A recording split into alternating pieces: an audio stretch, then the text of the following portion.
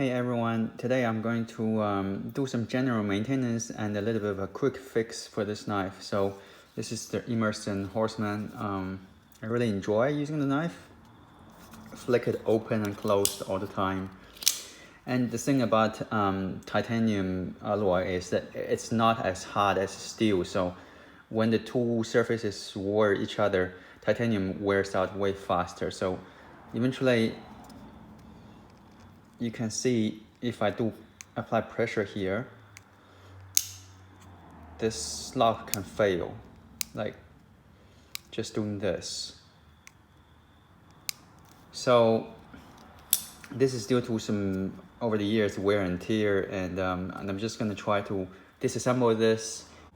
So the knife is disassembled now. I'm just gonna first have a look at how, oh my god, that is so dirty.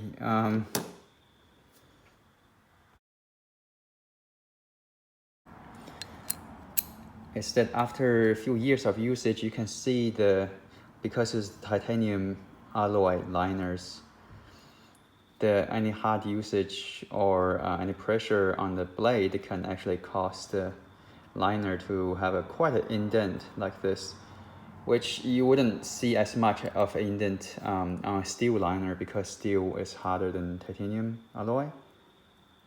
So you can see this is quite an obvious indent.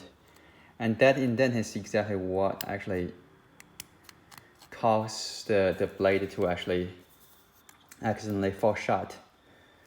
So today I'm going to try to somehow fix this as well, just to show you like what I actually wanted to see different on Emerson knives. I wish this is actually the stainless steel liner and that's titanium alloy.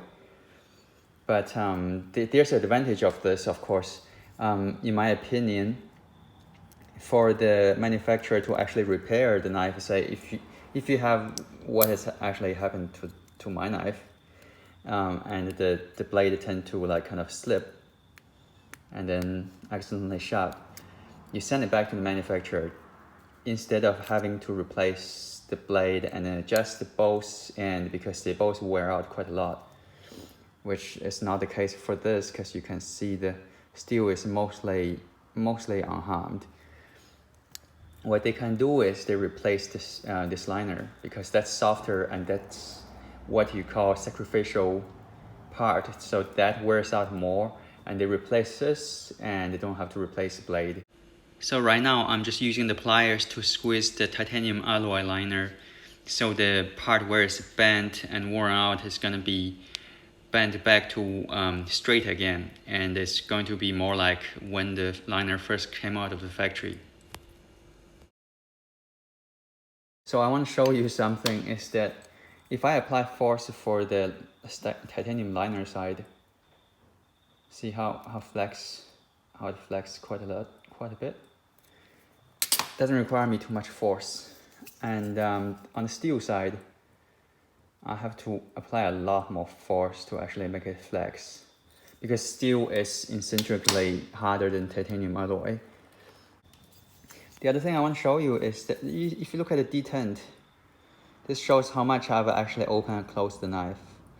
You see the detent ball should be round, but right now you can see quite a shiny flat bit. That means that I've opened and shut this knife a lot of times. Teflon washers, which you know that's like plastic, so there is a little bit of a flex if you just apply pressure to it. So it's softer than the phosphorus bronze. One more thing is that there's a solid steel pin on the back that's providing as a blade stop, and that's also a very nice thing that I admire for the knife, because solid stop pins, they actually have to take quite a bit of load. When you flick the knife open, the knife actually suddenly stops on the stop pin. It's a lot of pressure on the stop pin. So if you have screws on a pillar, it's not as strong as a solid steel pin. So that's another advantage of the Emerson knives. So if you look at the blade stop, that's where the blade stop contacts the blade. and on the left side you have like more wear, so that makes me think perhaps if I flip the blade stop 180 degrees, doing that, then the side that's a bit worn out a little bit more, it's gonna rest on the opposite side to that wear.